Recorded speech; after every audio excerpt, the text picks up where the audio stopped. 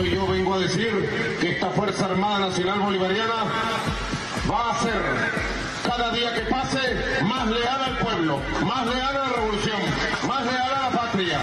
Desde Argentina, los argentinos junto a sus compatriotas que se han radicado en nuestro país, les queremos mandar fuerza. Fuerza para seguir luchando, trabajando juntos por esa Venezuela en paz que todos ustedes se merecen.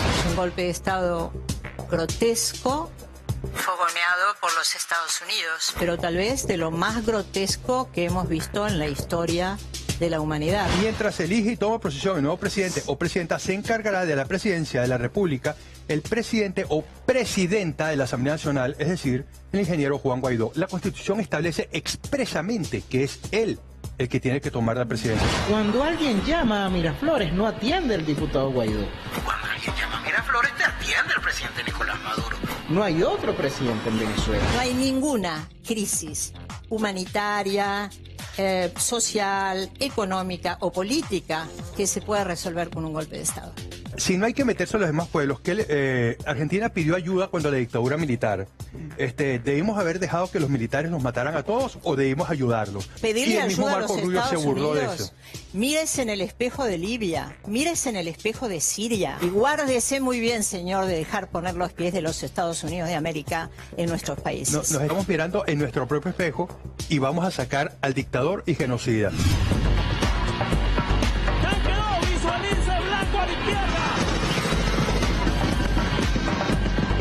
qué hablamos cuando hablamos de Venezuela? Mira, hablamos de una situación de deterioro que tiene dos etapas. La primera vino dándose desde que asumió el poder Hugo Chávez. Tuvo algunos momentos la economía de Venezuela en que se reactivó, como sucede en general en todo proceso donde tenés nacionalizaciones, estatizaciones, tenés algunos pequeños momentos de euforia y después la productividad empieza a caer. Esto ha sucedido siempre. Dejemos de lado la discusión institucional. Si es un golpe de Estado, si no es un golpe de Estado, una discusión que por supuesto va a perdurar, pero tratemos de entender qué es Venezuela hoy, después de muchos años de Chávez y de 6 años y un poquito más de Maduro, que busca otro periodo de 6 años. Mira, esta es la cantidad de pobres, es 15.277.000 ciudadanos que viven por debajo del nivel de la pobreza. Esto es un relevamiento que hizo la Universidad Andrés Bello, que son, la debes haber oído nombrar mucho, porque son de los pocos datos confiables que se conocen sobre Venezuela. Esto es sobre una cantidad Venezuela tiene 32 millones de habitantes. 31.98 es el número, 32 millones de habitantes. El 50% de la población venezolana, como un dato privado, porque público no hay. Hay un dato público que se acerca bastante a este que te dice también que es el 48%. Ahora, también la Universidad Andrés Bello hizo un relevamiento un poco más profundo en el interior junto con otras universidades. Ese relevamiento da en realidad un 78% de ciudadanos que viven abajo del índice de necesidades básicas, digamos, por debajo del índice mínimo de necesidades básicas insatisfechas. ¿Qué es lo que acaba de hacer el señor Maduro? En medio de este escenario acaba de anunciar, esto fue en diciembre, dos números esenciales. Uno, dijo que la desocupación bajó al 6%, el año anterior había estado en el 9,1%. Hablar de una desocupación del 6%, dato oficial, acá sí no te puedo dar ningún otro porque no hay. Pasó lo mismo en la Argentina, donde no se daban datos de pobreza por muchos años y donde no se daban datos de desocupación fiables. Se hablaba de que la Argentina tenía menos desocupación que Alemania. Y lanzó esto, que es el Plan de la Patria, que es, al estilo de lo que anunció Macri, un plan de pobreza cero para llegar en el 2025 a pobreza cero. Es un plan de 2019 a 2025. Todo es discurso político. No hay nada que esté atrás pasando esto diciendo que Venezuela de alguna manera debe tener la tercera o cuarta reserva petrolera del mundo. Sí. Que claro, cuando estaba Chávez el petróleo estaba casi en un valor récord internacional, después cayó mucho. Y mientras el petróleo lo tenías a 118, 120 dólares, era un festín de populismo y de clientelismo político. Ahora el petróleo lo tenés mucho más bajo. Cuando llegó Hugo Chávez al poder, Venezuela producía 3.800.000 barriles de petróleo diarios. Recordemos que Venezuela es un actor muy importante, es en algunos casos por el tipo de petróleo que tiene la primera reserva del mundo. Si la ranqueas en total es la tercera reserva del mundo. La tercera reserva del mundo. En este momento está produciendo 1.200.000 barriles y se cree que a fin de 2019 puede llegar a 700.000. Un dato antes de seguir con esto, hasta termino del petróleo.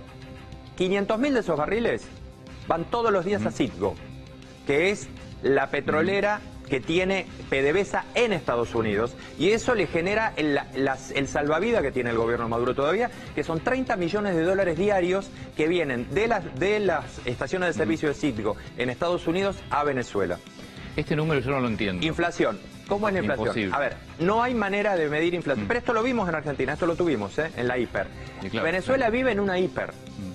¿Qué es lo que te dicen? Porque tampoco acá hay un número claro.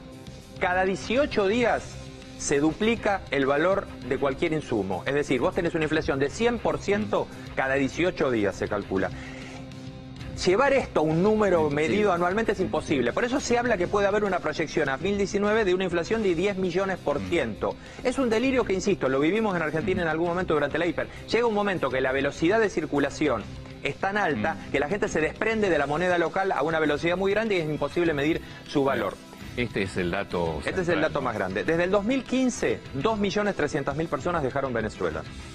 Nosotros vemos que hay muchos venezolanos trabajando en Argentina. En realidad hay 130.000 venezolanos. Frente a la debacle migratoria que tuvo Venezuela, lo de Argentina no es lo más, grande. Porque estamos Brasil lejos. Y tenés Colombia, fundamentalmente. Últimamente, bueno, en enero hubo casos que fueron reportados con bastante publicidad de gente que llegó caminando desde Venezuela a la Argentina. Hay 3 millones de venezolanos que están viviendo afuera de su país. ¿A dónde están? Principalmente en Colombia, principalmente en Ecuador. Brasil tiene un problema serio con esto, es el que tiene el problema más complicado. Y en Europa está empezando a detectarse un fenómeno parecido al de la Argentina. ¿Por qué? Porque están utilizando muchos venezolanos el derecho que también tienen muchos argentinos o que tienen muchos latinoamericanos, y es utilizar la ciudadanía, y entonces están reclamando que le den los pasaportes de la Comunidad Europea. Bueno, a mí me lo contaba el canciller hace un tiempo, que Italia y España están muy preocupados. Claro. Porque la cantidad de venezolanos que tramitaron la ciudadanía durante los últimos 20, 30 o 40 años, que si todos deciden irse a Italia o a España, están muy complicados. Y no les pueden decir que no. Claro, porque tenés la ciudadanía. Esto es lo que te decía recién. Acá tengo que ir a lo que dijo Maduro, porque no hay otro número.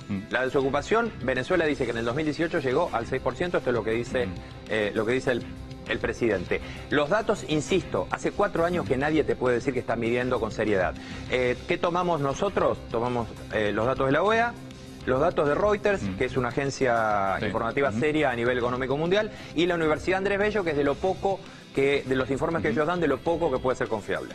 Venezuela está en este momento, te digo que en una semana clave. ¿Por qué? Porque países europeos le dieron un ultimátum a Maduro para que llame a elecciones libres y democráticas, y porque además Guaidó, el hombre que hoy lidera la oposición, está llamando a marchas miércoles y sábado, pidiendo a los militares que se corran del apoyo a Maduro. Ahora, hoy Venezuela tiene virtualmente 2 presidentes. Claro, tiene virtualmente 2 presidentes, y además fue un fin de semana caliente, Antonio, en lo que tiene que ver con la cuestión del Consejo de Seguridad de la ONU, que terminaron votando por la no intervención. Ya vamos a hablar de esto. Pero ¿quiénes fueron los que apoyaron a cada uno de estos 2 presidentes virtuales? Bueno, con Guaidó estuvo Estados Unidos, que dijo es el momento para definirse, es el momento para no quedarse sin hablar. Brasil, por supuesto, con Bolsonaro lo sabíamos. La Argentina, que también forma parte de este grupo de Lima y se pronunció en ese sentido. Israel se conoció en las últimas horas también. Después de América Latina, Chile, Colombia, Ecuador, Perú, Canadá con Trudeau y la OEA. Esos son los que están con Guaidó. Más allá de que hay que decir que la Unión Europea tiene 2 posturas. Pero igual la Unión Europea, países de Europa le dieron el ultimátum, por eso no están ni en un lado ni en otro, claro, porque tienen que esperar que venza el plazo. Son 8 días, le dieron 8 días. 4 países europeos. Empezó España, siguió Alemania, Francia y Gran Bretaña. Los demás dijeron, está bien que llamen a nuevas elecciones, el plazo es para convocar elecciones, pero no le dieron un tiempo. Ahora, ¿quiénes están con Maduro? Porque decíamos, no es que salió ganando la primera postura en el Consejo de Seguridad. Rusia, que fue el que fue con tapones de punta directamente, y acá lo que ves es la cuestión geopolítica de la que venimos hablando, es decir, ¿qué pasa en el tablero de América del Sur con esto? Rusia dijo, directamente está hablando de golpe de Estado, y de injerencia, intervención prácticamente. Y se habla de 400 soldados de élite rusos que llegaron para proteger a Maduro. Por supuesto fue desmentido por Rusia, pero ya sabemos que lo va a desmentir. Turquía, otro de los que estuvo pronunciándose, incluso recordemos que cuando Maduro asumió, ahora los primeros días de enero, habló con Erdogan, bueno, y dio una nota en CNN turco, en las últimas horas, justamente diciendo no voy a aceptar ningún plazo. México, Bolivia, Cuba, Uruguay, atención con Uruguay porque hay una postura compleja ahí de dos miradas, pero que terminan volcándose por México esta y idea. Uruguay además están ofreciendo como mediadores, de alguna manera. Exacto. Lo mismo el Papa, que ya también vamos a hablar de eso. China, que si bien no va tan al frente como Rusia, tiene muchas intenciones económicas, igual que Rusia y Nicaragua. Plazo de los 4 países europeos, 8 días, vencen el fin de semana. Exacto. ¿Qué pasa si en este plazo no se llama elecciones? Esos países van a reconocer a Guaidó como presidente. Que es lo que ya hicieron todo el resto de los países que recién mencionábamos, ¿no? Bueno, y esto es fundamental. Las Fuerzas Armadas, que son, si se quiere, el bastión central del poder de Maduro en este momento. Un poder de Maduro que pasa básicamente por esas Fuerzas Armadas, que en este momento, digamos, lo estuvieron apoyando hasta el momento, pero que, atención, vos lo anticipabas antes, Guaidó estuvo, él no solamente, sino también buena parte de quienes lo acompañan, recorriendo cuarteles. Durante el fin de semana recorriendo cuarteles, tratando de hacer reflexionar supuestamente a los miembros de las fuerzas.